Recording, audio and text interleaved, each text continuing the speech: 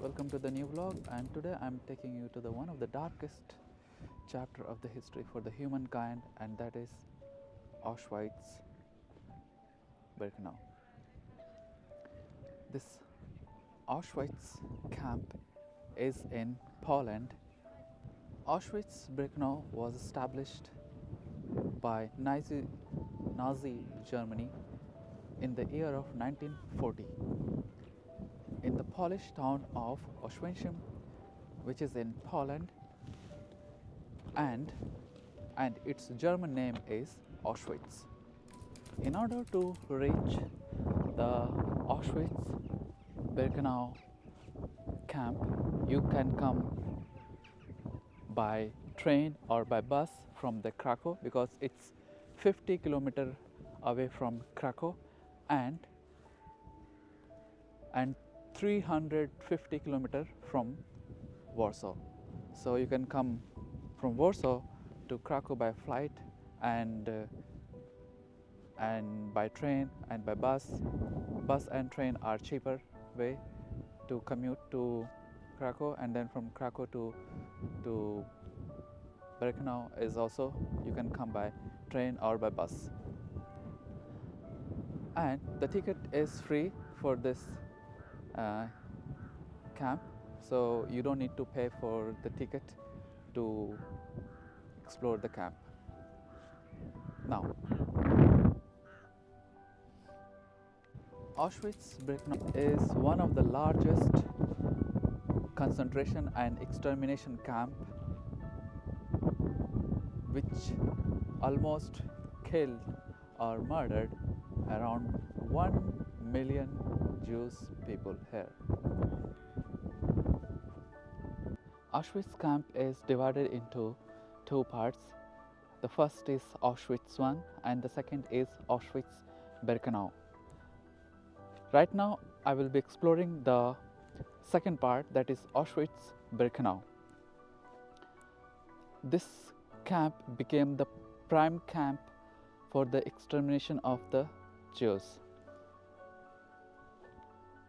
In this camp, which is Auschwitz-Birkenau camp, you will find the infamous railway track, and this is the same railway track where the train used to carry the Jewish people from the different country and bringing them to the Auschwitz-Birkenau, and from here they were basically being selected based on their health condition and working condition. The workers, the prisoners who were fit for the working, they were allowed to go inside the camp, and those who were not fit for the working, they were taken directly to the gas chamber from here. The daily life of prisoners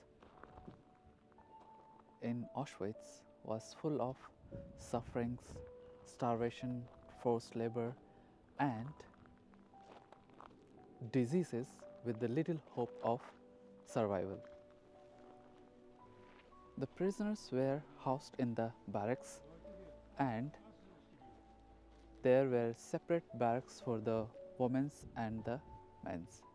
So this side of the barracks, which were mainly assigned for the women prisoner, and on the opposite of women barracks, this barrack was mainly assigned for the men's prisoner. And each of the prisoners, whether men, women or children, they were stripped of their identity and they were forced to live in a worse condition.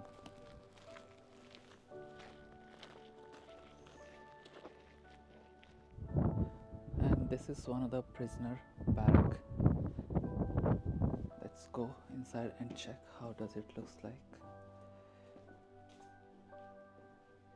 You can see these are the places for the prisoner for sleeping, especially on the ground, which were infested mostly by the rats.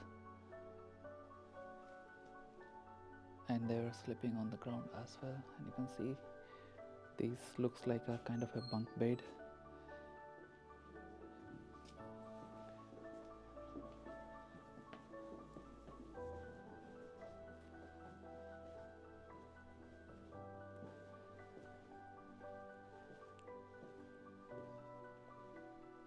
You can see like the people who were sleeping on the ground floor were like prone to several diseases and cold, as well as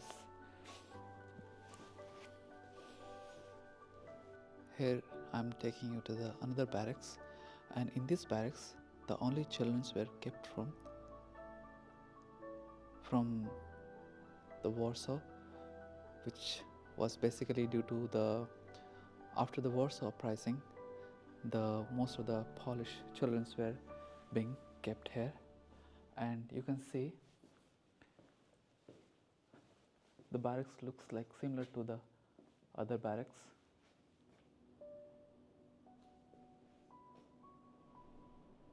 And in this barracks you can see there are some paintings which were basically drawn by the prisoner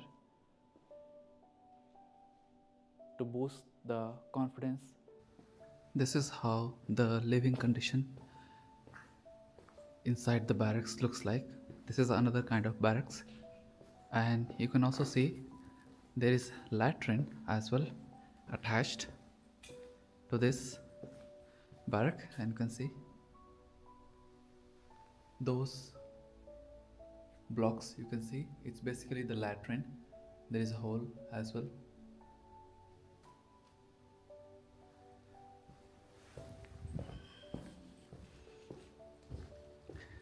So the prisoners who are kept in this kind of barracks, especially in this kind of barracks, were directly taken to the gas chamber and they were murdered.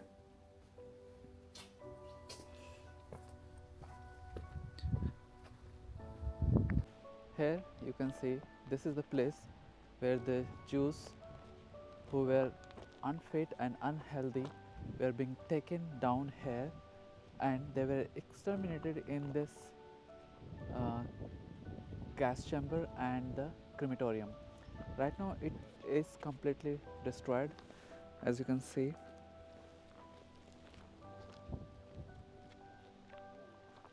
The gas chamber and the crematorium are completely destroyed by the Nazi Germany soldier in 1945 in order to destroy the evidence of their cruelty once they came to know that Germany has lost the war. You can see the prisoner area is basically fenced by this metal wires, and you can see there is a tower which is basically a watchtower, which were basically installed to keep a watch on the prisoners in order to prevent any kind of escape. So right now I am in Auschwitz I.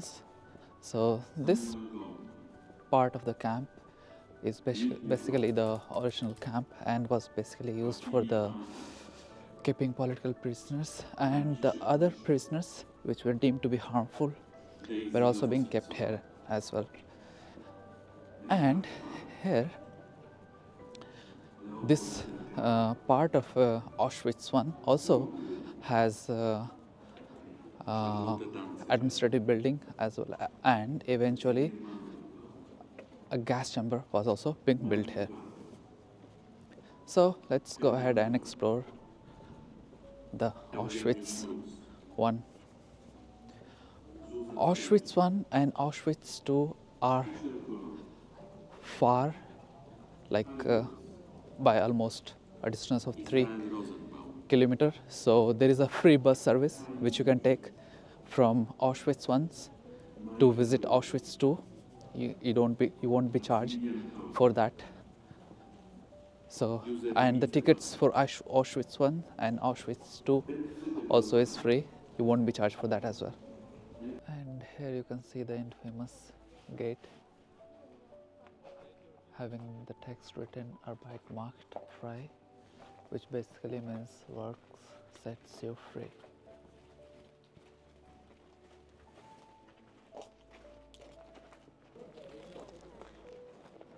As you can see in the board written here, those who were trying to escape, their bodies were being displayed here so that others should not try to escape, as a warning.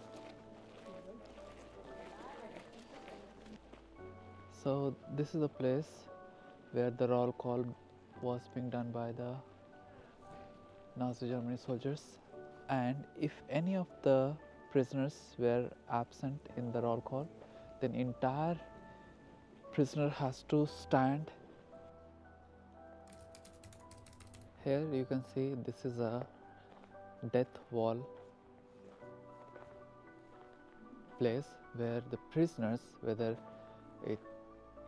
he or she, has to stand here naked and they will be shot by the bullets. And these prisoners were basically being stripped off in this house, and they have to come here and stand near to this wall, and then they will be shot. And you can still see the bullets sign. You can still see the bullet sign at many places.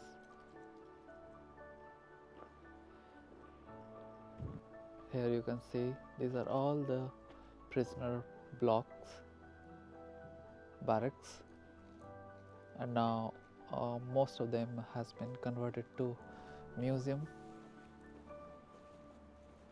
And in one of the museum you can see they have gathered the war crime proof.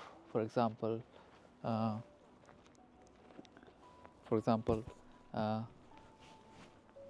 for hair comb, utensils, shoes, clothes, and they are being kept in one of the material proof of war crimes. In the same way, there are a lot of museums here right now. These all barracks has been converted to museums, and each museum depicting different story related to the war crimes. You can see the fence of Auschwitz I,